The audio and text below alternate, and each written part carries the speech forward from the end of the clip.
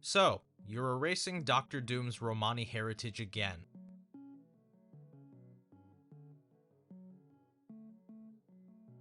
Victor Von Doom, one of the most iconic villains in comics. Scientist, sorcerer, ruler of his own Eastern European country. In 1964, Doom's co-creators Jack Kirby and Stan Lee put out Fantastic Four Annual Number 2, which took Doom from a cool-looking but kind of generic supervillain into one of the most layered villains in mainstream superhero comics. While his debut issue has a quick origin, the annual finally gives us the illest villain's full backstory. Shown from Doom's perspective, it shows how every year Doom mourns his mother, who was a sorceress. It dives into Doom's Romani heritage and how persecution and losing his parents led directly to the accident that disfigures him, leading to him donning the armor. The reveal that Doom is Romani and does what he does to avenge his family strikes a chord. He's no longer one note and is painted in a sympathetic light.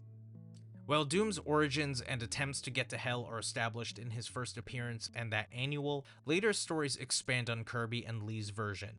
Doom's quest to save his mother's soul from Hell was explored in Astonishing Tales number 8 from 1971. In a story by writer Jerry Conway and artist Gene Colan, Doom's history is well known to his people. They know how every year he tries and fails to save his mother's soul, who is banished to Hell for her sorcery. Despite trying and failing, Doom vows to grow stronger.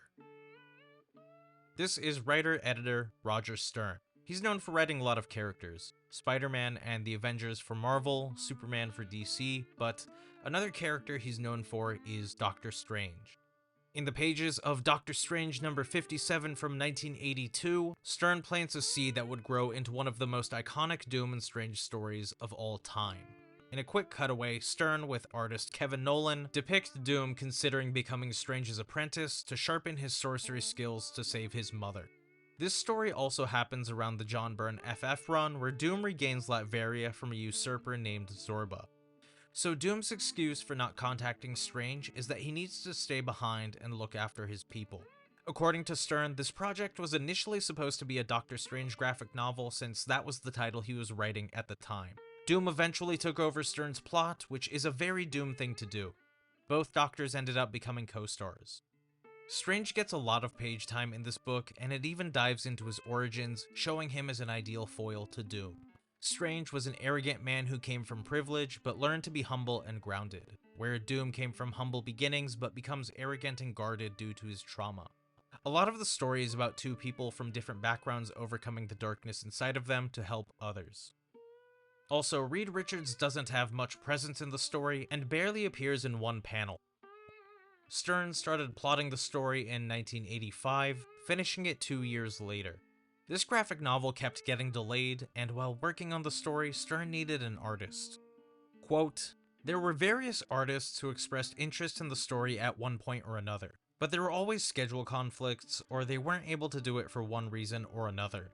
But once the plot was finished, we were able to get Mike Mignola. This was the summer of 1987. He had some commitments, so he wasn't able to start drawing until late in 1987. He finished it over the period of about a year, so I was writing it over the same length of time and finished it in early 1989. Unquote. Mark Badger is the inker and colorist and a key player in this book's production. June 1989 saw the release of Triumph and Torment, a story that's a love letter to Kirby, Lee, Ditko, and Buscema, and shows Doctor Doom in a way we haven't seen before.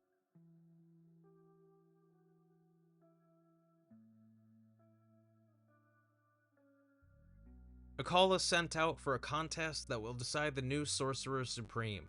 Doctor Strange and sorcerers from around the world show up. Doom, who can barely hear the call, decides to make an appearance fashionably late. We don't know what his reasons are. He's not exactly greeted warmly by the other sorcerers. While Doom is a skilled sorcerer, he's called out for his reliance on technology. So he removes his gauntlets and shuts down his suit's defense systems. Chaos ensues and the sorcerers battle for the title. They put up a good fight, but one by one they fall, with Strange and Doom left standing.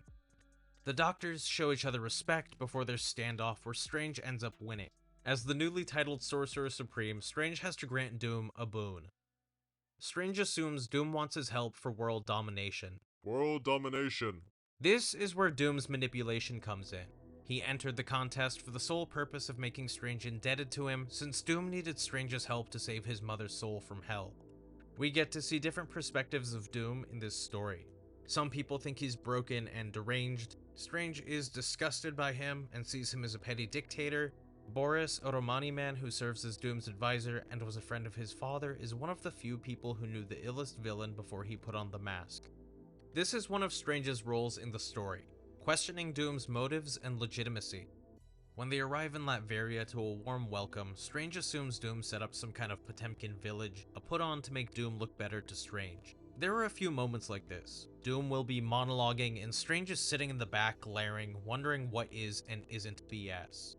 Doom tells Strange a little about his mother, a sorceress named Cynthia von Doom. Through Boris, Strange learns about Doom's origins. This story fills in the gaps from that Fantastic Four annual. Strange finds out about Doom's Romani roots and the persecution he and his family faced.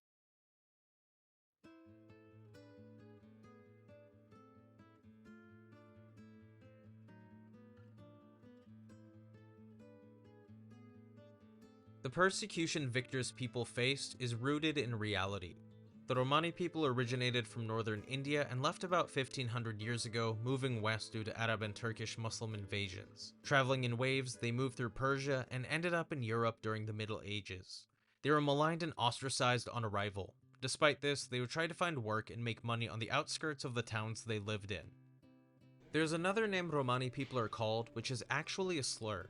The slur is rooted in the European belief that Romani people originated from Egypt. It's a word that, when used, usually has negative connotations. Romani culture is known for metalworking, woodworking, basket weaving, a lot of handmade works. Also music, art, athletics, and theater. The flamenco dance originated from the Roma. Due to being prevented from finding regular work, Romani women sometimes made income through fortune telling. A stereotype of the slur is that they like to travel. They weren't traveling for fun, they were moving around due to persecution. Relegating them to just the stereotypes degrades their resilience and cultural contributions.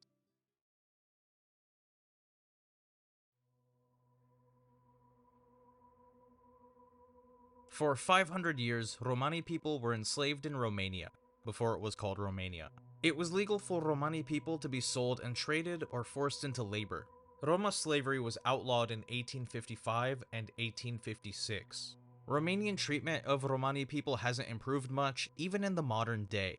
Since the Middle Ages, Europeans have socially and systemically worked to cut Romani people off from society and chip away at their dignity. Forced to live on the outskirts or treated like property, but still blamed by Europeans for not fully assimilating.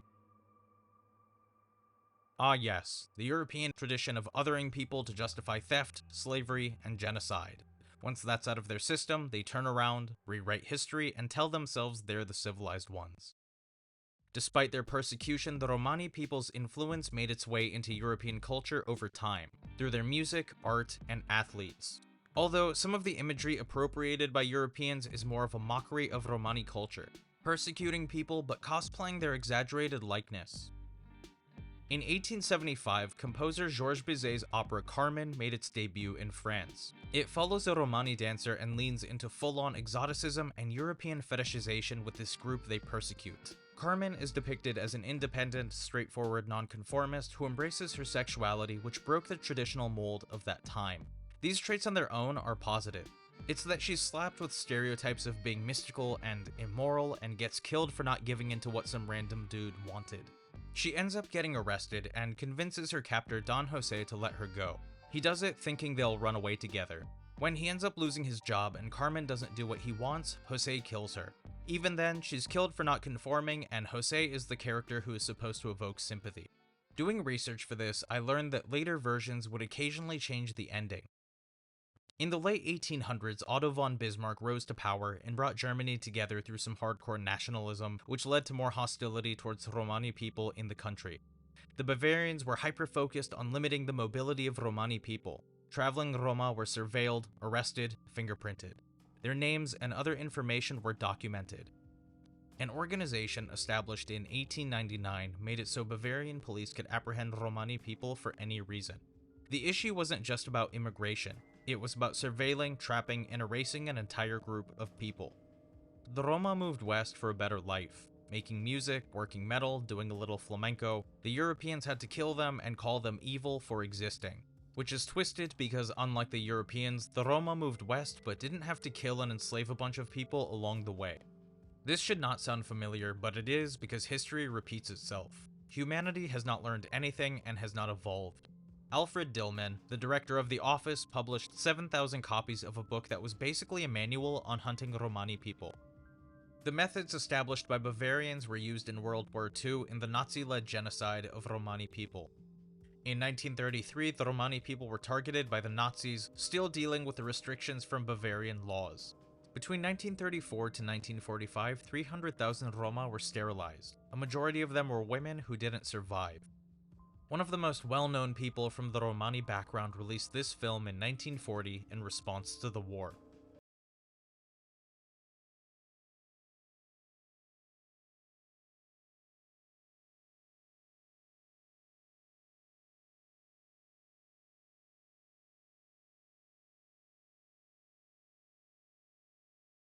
Police harassment, foreclosures, and detainment were escalated as Roma were forced into camps.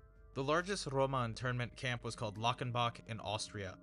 It held 2,000 Roma in inhumane conditions and opened in 1940. Prisoners were sent out for forced labor. Some of the Romani people were sent from Lachenbach to Auschwitz in 1943. In Auschwitz, Roma were experimented on and once again sterilized.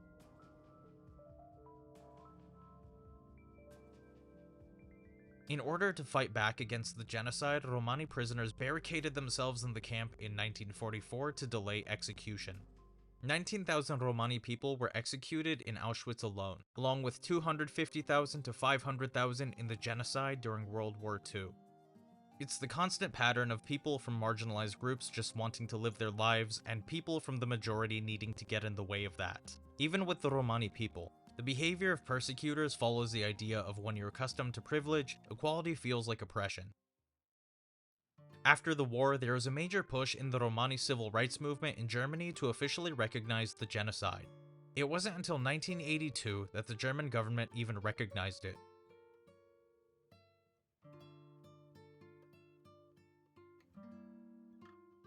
Things didn't exactly improve for the Romani people in Europe after the war. Between 1966 to 2012, Romani women in the Czech Republic were illegally sterilized, forced to sign consent forms without being told what they were signing. A Czech Romani woman named Elena Gorolova survived an unlawful sterilization in 1990. She's campaigned for justice from the government and advocates for women who went through similar experiences. While the Czech Republic apologized in 2009, it wasn't until 2021 that legislation was passed granting compensation to women who experienced unlawful sterilizations. According to Gorolova, she and some volunteers are helping women submit applications for compensation. Sadly, Gorolova lost her home in the 2024 Central Europe floods. She's still continuing her activism and won awards for her work in 2025.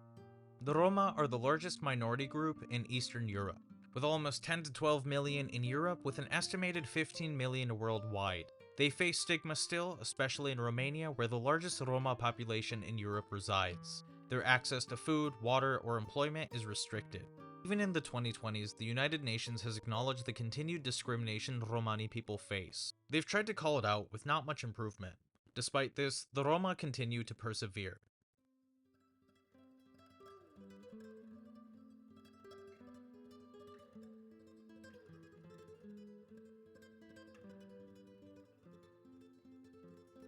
Triumph and Torment directly connects Cynthia's motives to her Romani background. In order to save her people from persecution in Eastern Europe, Cynthia made a deal with the devil.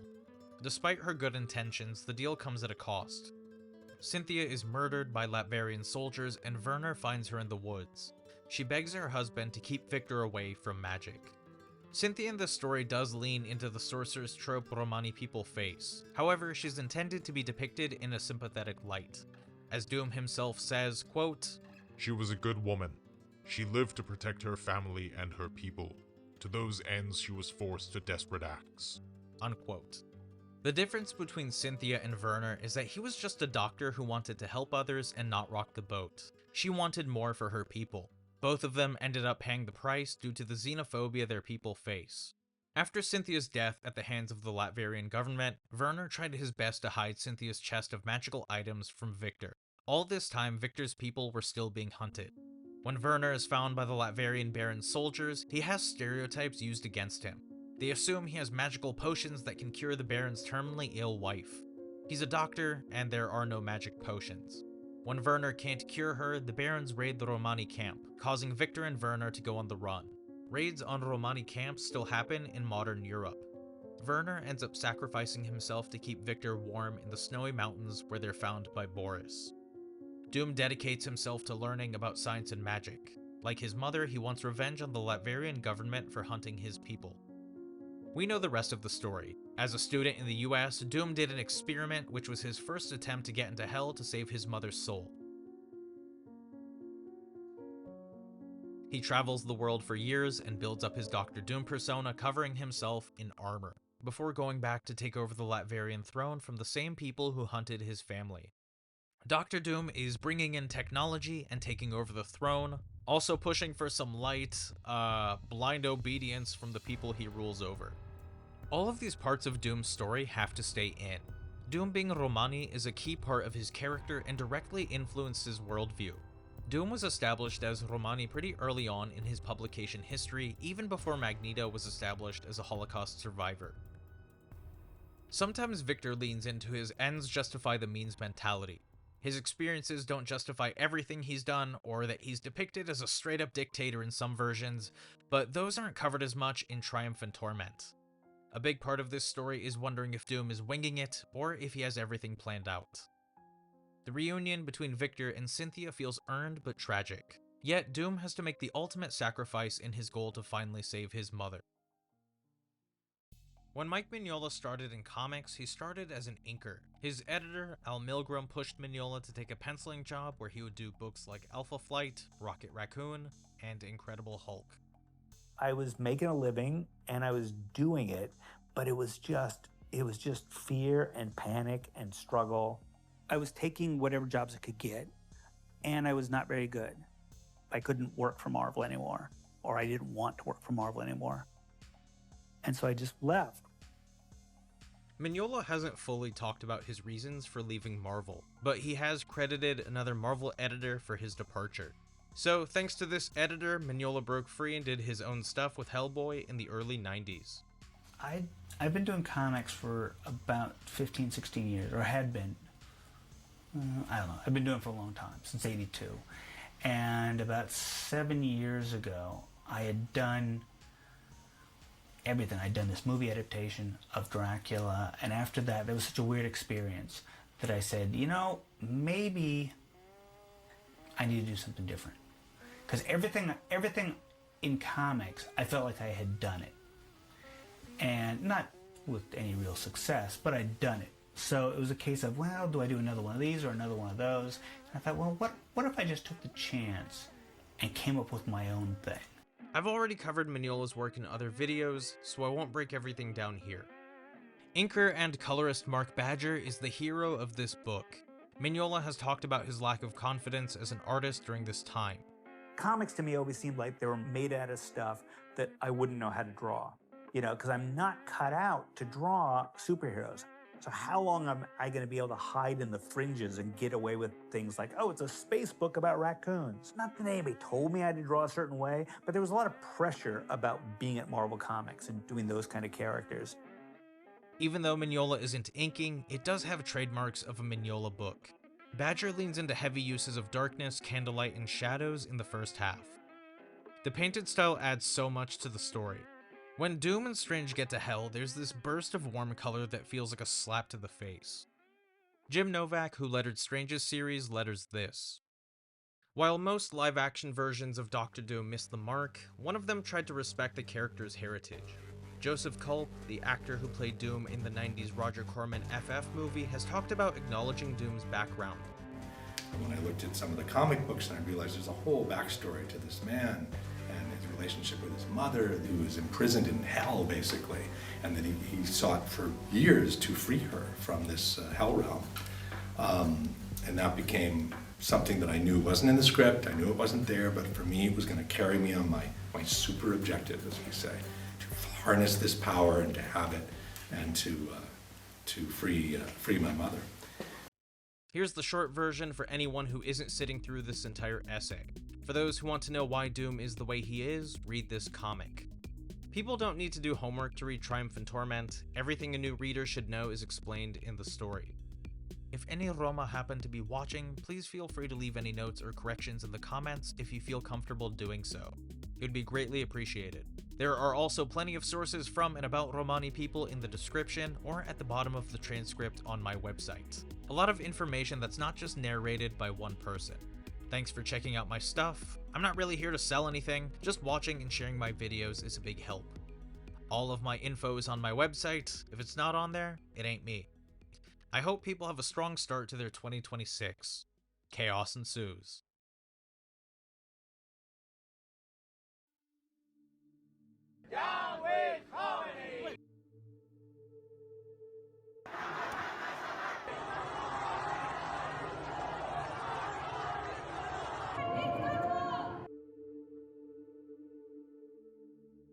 The Islamic Republic in Iran raided the home of 67-year-old activist and electrical engineer Zahra Tabari and arrested her in April 2025. She was arrested for fighting for women's rights in Iran and speaking up against the Islamic Republic. As someone who is Iranian American, it needs to be discussed. I've seen people over the years claim to support protests or be anti-authoritarian. However, these people will superficially support certain safe causes or protests. When Iranians are fighting and dying against an authoritarian and theocratic regime, suddenly things become gray. These people are silent. To performative types, Iranians aren't the right kind or the safe group to support. The performative activist types don't care about dead Iranians unless they can spin it into something for personal benefit. This isn't an anti-protest spiel by any means. It's just one random person's criticism of the performative types who degrade the work of people who are trying to find solutions, help others, and get things done. I know this personally as an Iranian American. You notice these things. The performative types will put up their stickers and lawn signs, they'll BLM, Free Palestine, Free Ukraine all day, then treat minorities like garbage in their day-to-day. None of these types said anything about the people in China protesting against their government either. You don't hear them say free Iran unless they can reap some benefit, or when they're in their homogeneous circles because they don't have to even pretend to see minorities as human beings. It's the same thing they do with other countries, steal the food and music and creations but ignore the actual people. For performative types, it's not about finding solutions or helping others, they just want to use people from other cultures as props. It's about making themselves feel good, keeping the spotlight on them, and giving themselves the first place medal they never earned. Then they go home, shut it off, and don't actually have to deal with any of this. For performative types in the West, a protest is just something they do on a Saturday because they have nothing else going on. They treat it like an amusement park. It's not life or death. People from marginalized groups, people in other countries die for the basic human rights that the West takes for granted. There's nothing gray about anything going on in Iran. There are countless names of people from all ages who spoke up against the regime. Mahsa Amini, of course, the young woman whose murder sparked this new revolution to push for freedom against the regime. Here are some other people impacted by the regime.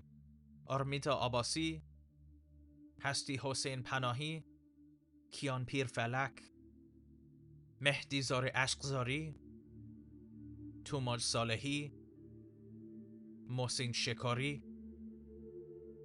Then there's the list of names of people who died during these current protests, which grows every day.